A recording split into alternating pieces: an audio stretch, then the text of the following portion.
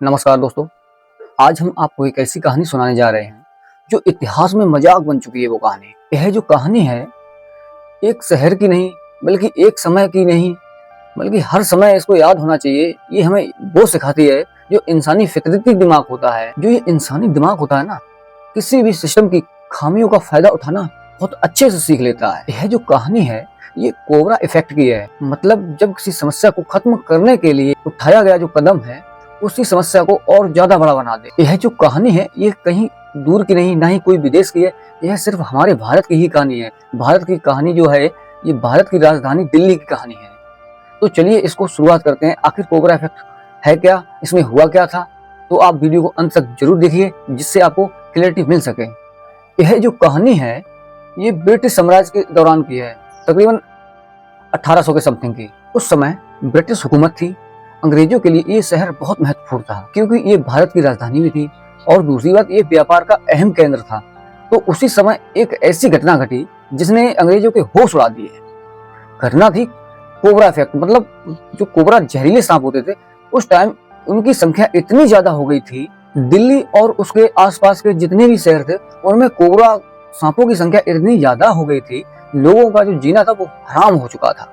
अक्सर लोग खेतों में, घरों में या बाजार की सड़कों पर भी, बाजार की दुकानों में और जो गोदाम वगैरह होते उनमें भी बहुत ज्यादा सांप हो गए थे उस टाइम पे।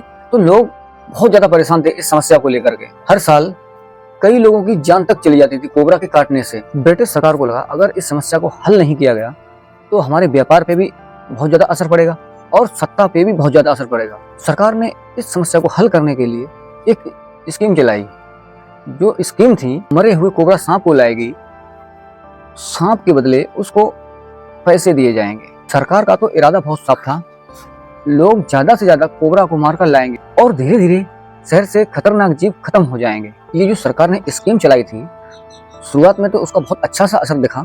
लोग अपने घरों से, खेतों से या बाजारों से, जंगलों से सांप को मारकर लाने लगे थे। इसके बदले सरकार ने बहुत से लोगों को पैसे भी दिए।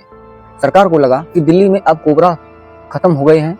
आखिर सरकार को लगा समस्या सुलझ रही है, लेकिन यहीं पर असली कहानी की शुरुआत होती है। लोगों ने देखा कि मरे हुए कोबरा पर भी पैसे मिल रहे हैं, तो कुछ चालाक लोगों ने कोबरा सांप को पालना ही शुरू कर दिया जिससे उसका वो बिजनेस कर सकें।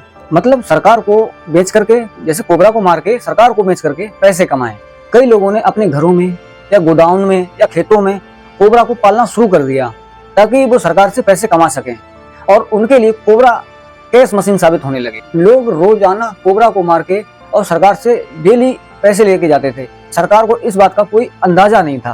कुछ समय बाद ब्रिटिश अधिकारियों को इसकी खबर मिली कि लोग जानबूझकर कोबरा सांप पाल रहे हैं। सरकार ने समझ लिया कि यह योजना बहुत उल्टा असर कर रही है, तो सरकार ने इस योजना को तुरंत बंद कर दिया। लेकिन जब योजना बंद हुई तो लोगों को अपने पाले हुए जो कोबरा थे वो बहुत बेकार लगने लगे। अब नतीजा ये होता है, जो लोगों ने कोबरा पाले थे उनको खुला छोड़ दिया। सड़कों पर, घरों में, मतलब हर जगह सांप बहुत ज्यादा हो गए थे। अब जो स्थिति बनी वो पहले से भी डरावनी और खतरनाक हो गई क्योंकि उस टाइम तो बहुत कम कोबरा थे और जब लोगों ने उसको पालना शुरू कर दिया तो कोबरा की संख्या बहुत ज्यादा हो गई। उससे ज्यादा, कहीं ज्यादा संख्या हो गई। पूरे गांव और शहरों में बहुत बड़ी संख्या में सांप हो गए थे। तो अब लोग फिर से डरकर जीना शुरू कर दिए। सरकार के द्वारा जो योजना बनाई गई थी उसका हल नहीं बल्कि अब और बड़ा संकट पैदा कर दिया था लोगों पर। यही घटना इतिहास में कोबरा इफेक्ट के नाम से जानी जाती है। कोबरा इफेक्ट का मतलब है जब कोई समाधान समस्या को कम करने के बजाय उसे और ज्यादा बढ़ा दे। यह सिर्फ दिल्ली की ही घटना नहीं है, यह घटना हमें यह सिखाती है अगर कोई नीति बनाई जाए तो लोग इसका बुरा इस्तेमाल ना कर पाए। दोस्तों ये तो पुरानी कहानी है, आज भी कोबरा इफेक्ट जैसी जानी कितनी दुनिया में घटनाएं होती रहती हैं। इसके आपको हम कुछ उदाहरण भी बताएंगे। जैसे वियतनाम में चूहों का मामला था। फ्रेंच सरकार ने चूहों की पूंछ पर इनाम रखा ताकि लोग उसे मार करके और उसकी पूंछ काट के लेके आए। लोगों ने उसका उल्टा प्रयोग किया। सिर्फ लोग चूहे की पूंछ को काट कर ले आते थे और चूहे को जीवित रहने देते थे और नतीजा ये होता था चूहे और ज्यादा बढ़ जाते थे। अब दूसरा उदाहरण लेते हैं। कंपनियों में जो टारगेट लिए जाते हैं, लोग उसका क्या करते हैं। जब कर्मचारियों को सिर्फ नंबर पूरे करने का दबाव दिया जाता है तो कर्मचारी कई बार शॉर्टकट का रास्ता अपना करके काम को खराब कर देते थे। मतलब नतीजा ये होता था काम करने के बजाय बिगड़ जाता था काम। कई बार सरकारें प्लास्टिक और प्रदूषण को रोकने के लिए कई तरह की स्कीम बनाते हैं लोग उसका विपरीत और उल्टा इस्तेमाल करते हैं। हर जगह हमको यह देखने को मिलता है या आपको ये देखने को मिलता है, इंसानी दिमाग है जो सिस्टम को वो चकमा देने में बहुत माहिर है। तो दोस्तों, ये थी दिल्ली की कोबरा इफेक्ट वाली सच्ची कहानी। अंग्रेजों की जो बनाई हुई स्कीम थी, उसका जो असर हुआ ना, वो तो आप और हम इस वीडियो में देख ही चुके हैं। आज भी यह कहानी हमें ये सिखाती है, कोई भी नतीजे बनाने से पहले उसके अनचाहे नतीजों के बारे में सोचना बहुत ज्यादा जरूरी है।